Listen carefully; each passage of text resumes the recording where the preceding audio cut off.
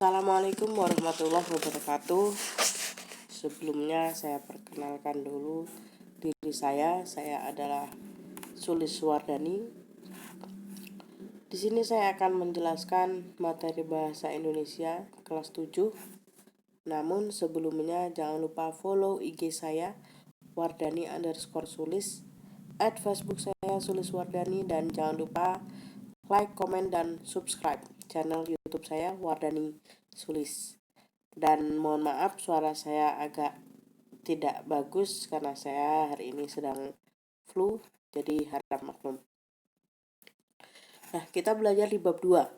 Bab 2 mengenai cerita fantasi. Apa sih cerita fantasi? Ya, ini dia. Cerita fantasi adalah cerita fiksi atau hayalan berjenis fantasi. Fantasi itu dunia imajinatif yang diciptakan penulis. Jadi penulis berkhayal, berfantasi, menciptakan sebuah cerita. Nah, dalam cerita fantasi, hal yang tidak mungkin dapat dijadikan biasa.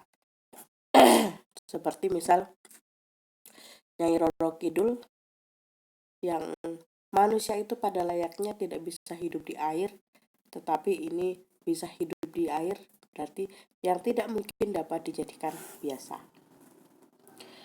Berikutnya, tokoh dan latar diciptakan penulis tidak ada di dunia nyata atau modifikasi dunia nyata. Nah, latarnya juga dimodifikasi, tidak hanya ceritanya saja. Tema fantasi ialah magic. Nah, tema dalam cerita fantasi itu adalah magic, sihir, supernatural, atau kekuatan yang luar biasa. Berikutnya, ciri-ciri cerita fantasi. Ciri yang pertama adalah memiliki ide cerita yang tidak dibatasi oleh realita, ya, atau kenyataan dunia, bersifat fiksi. Penulis bebas berfantasi ketika menentukan ide. Ciri yang kedua, di dalam cerita terdapat keanehan seperti sihir, makhluk ajaib, maupun sesuatu yang misterius. Contoh, Doraemon. Doraemon itu cerita fiksi atau cerita rekaan. Doraemon memiliki pintu ajaib yang misterius. Ketika Doraemon membuka pintu ajaibnya, maka dia akan berpindah dari satu ke tempat lain atau dari satu waktu ke waktu yang lain. Berikutnya, penggunaan latar dapat menembus ruang dan waktu.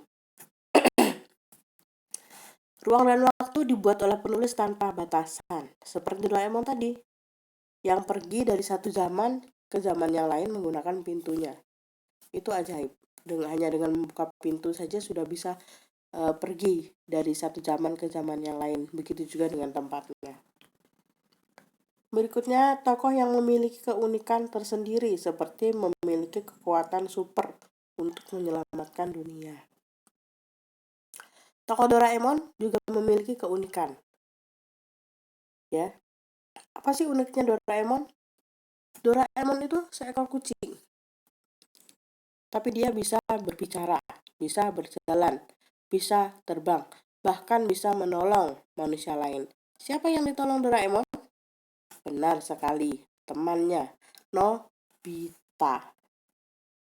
Nah, ciri yang terakhir, karena cerita fantasi menggunakan khayalan, maka cerita ini termasuk dalam kategori contoh cerita fiksi. Maka cerita-cerita yang menggunakan khayalan, yang tidak sesuai dengan kehidupan manusia layaknya, itu disebut dengan cerita fiksi. Jadi, ada hal-hal yang tidak masuk logika. Ya, tidak masuk logika, khayal. Nah, itu berarti fantasi atau fiksi. Berikutnya struktur teks cerita fantasi. Strukturnya itu ada 4. Yang pertama adalah orientasi. Orientasi itu pengenalan. Pengenalan maksudnya adalah sebuah bagian di mana pengarang memberikan pengenalan tentang tokoh, tema, atau sedikit alur. Dalam orientasi, pengarang memperkenalkan nama-nama tokoh, kemudian watak tokoh itu sendiri, temanya bagaimana, latarnya di mana, kapan, nah seperti itu. Yang kedua adalah konflik. Konflik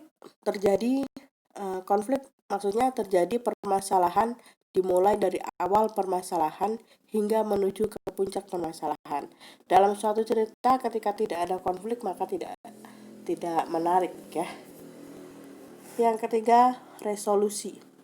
Resolusi maksudnya adalah penyelesaian dari permasalahan.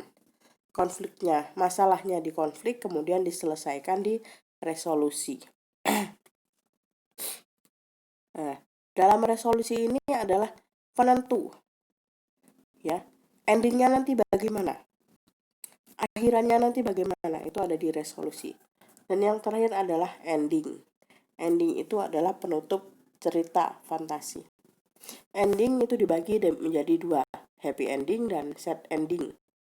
Happy ending maksudnya tokoh utama di akhir cerita senang, menang, hidupnya bahagia, wah pokoknya senang terus lah tokoh utamanya. Kemudian kalau sad ending itu tokoh utamanya kadang-kadang meninggal, ya sudah tercapai tujuannya meninggal, berarti dia sad ending. Atau tokoh utamanya bersedih di akhir cerita, menderita, itu berarti sad ending. Berikutnya, berdasarkan kesesuaiannya, cerita fantasi dibedakan menjadi dua jenis. Yang pertama adalah cerita fantasi irisan dan yang kedua adalah cerita fantasi total. Cerita fantasi irisan mengungkapkan fantasi tetapi masih menggunakan nama-nama dalam kehidupan nyata, menggunakan nama tempat yang ada dalam dunia nyata atau peristiwa pernah terjadi di dunia nyata. Nah, contoh tadi,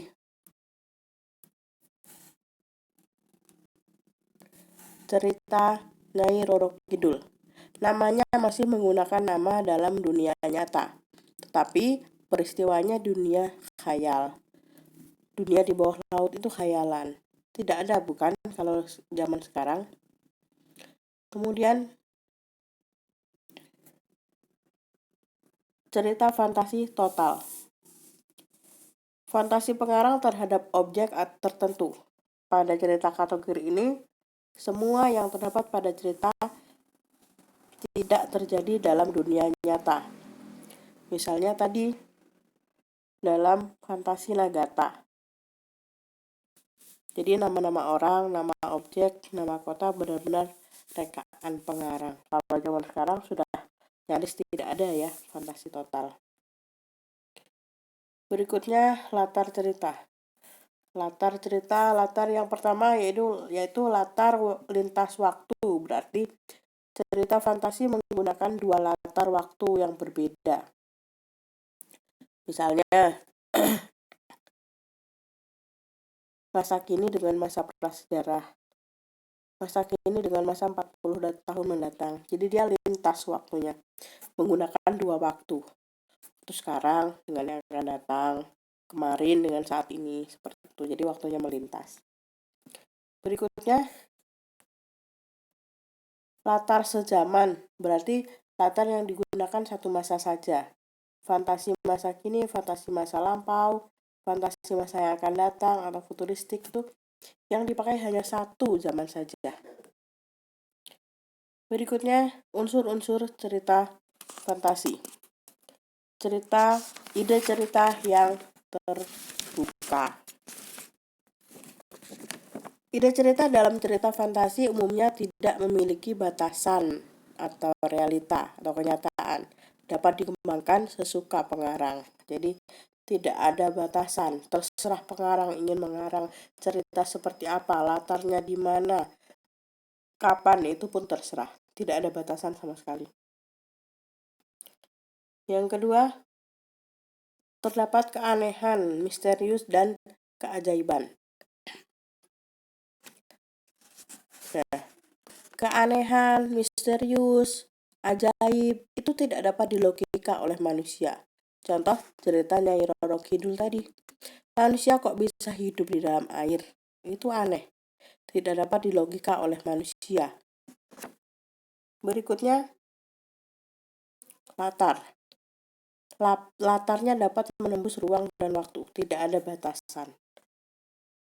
Berikutnya, tokoh yang unik. Unik maksudnya apa? Nah, maksudnya tadi dalam contoh Doraemon. Doraemon itu kucing, tapi punya kemampuan yang luar biasa. Bisa terbang menggunakan hanya dengan baling-baling bambu. Berikutnya, fiksi atau khayalan. Fiksi ini atau khayalan ini dalam cerita fantasi tidak bisa dinalar oleh akal pikiran jika dibandingkan dengan dunia nyata. Jadi jangan dibandingkan dunia yang ada di dalam cerita fantasi dengan dunia nyata, tidak akan nyambung. Berikutnya, gaya bahasa. Gaya bahasa tidak harus menggunakan bahasa yang formal, tapi bahasa yang bervariasi. Gaya bahasa pun penulis bebas menentukan akan menggunakan gaya bahasa apa. Jadi terserah penulis. Nah, itulah tadi sedikit materi tentang cerita fantasi. Selamat belajar bahasaku, bahasa Indonesia. Assalamualaikum warahmatullahi wabarakatuh.